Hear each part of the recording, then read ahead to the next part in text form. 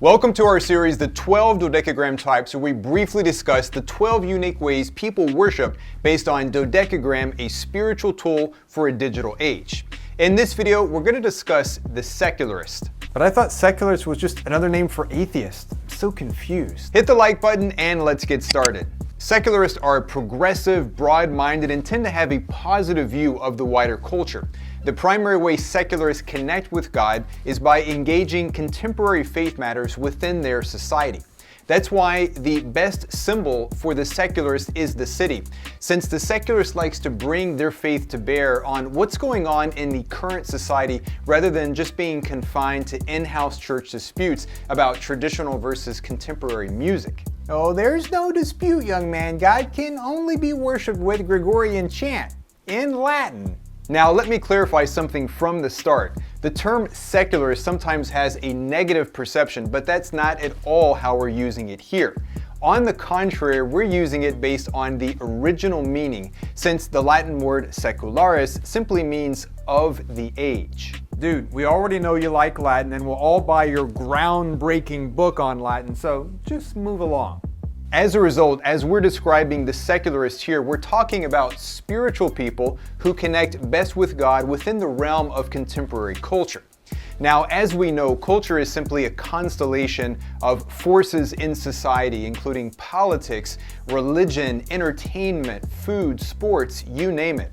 In and of itself, culture is neither good nor bad, it just is. On the contrary, young man, culture is from the devil. In this way, secularists are often at the forefront of society, paying close attention to what's happening in the world around us.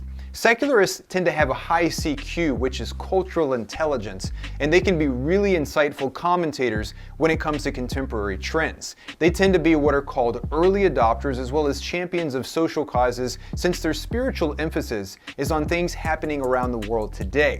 That's why secularists may clash with other types on Dodekagram, for instance, scripturalist and traditionalist. After all, scripturalists and traditionalists believe a relationship with God has the Bible or church tradition front and center in every possible way. But secularists, far from throwing out the Bible or church tradition, understand that they must regularly revisit and reinterpret existing beliefs and practices in light of new methodologies, fresh discoveries, and the advancement of science. Don't beat around the bush, young man. They're heretics. In other words, unlike scripturalists or traditionalists who are more pessimistic about current culture, secularists are more optimistic about it. It's not that they agree hook, line, and sinker with everything going on in culture. It's more that they don't feel comfortable doing church isolated from the wider culture, especially since they have lots of shared values with that wider culture that can be leveraged for good, whether that be caring for the environment, confronting racism, or believing that it's an act of love to wear face masks in public. Like I already said, heretics. Not surprisingly, secularists understand theology as dynamic, progressive, and ongoing. And you can see this in the different Christian movements in the past that exemplify a secularist mindset. This includes humanism, the Renaissance, the scientific revolution, the Enlightenment, deism, the social gospel, postmodernism, as well as many other movements. Take the Renaissance. This was essentially a time period marking the transition from the Middle Ages to the modern world. At the time, and to the powers that be, it felt like the constant discoveries taking place in all areas of learning were a threat to the church. But they really weren't, especially since most everyone making the discoveries were Christians. I disagree, young man. I judge people for a living, and I judge them persona non grata, if you know what I mean.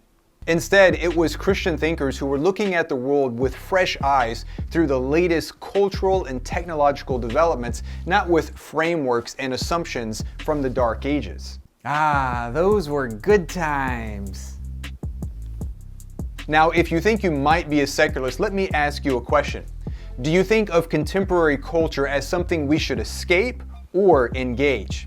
Also, do you think that we should make use of spiritual practices that might be beyond our denomination if they make us a better person? If so, you might be a secularist, that is, someone interested in engaging spiritual matters within the arena of contemporary culture. In conclusion, if you like this video on the Secularist, please hit the like button, subscribe to our channel, and don't forget to take the free quiz where you can figure out your type on Dodekagram, which is at dodekagram.com. I'll see you in the next video.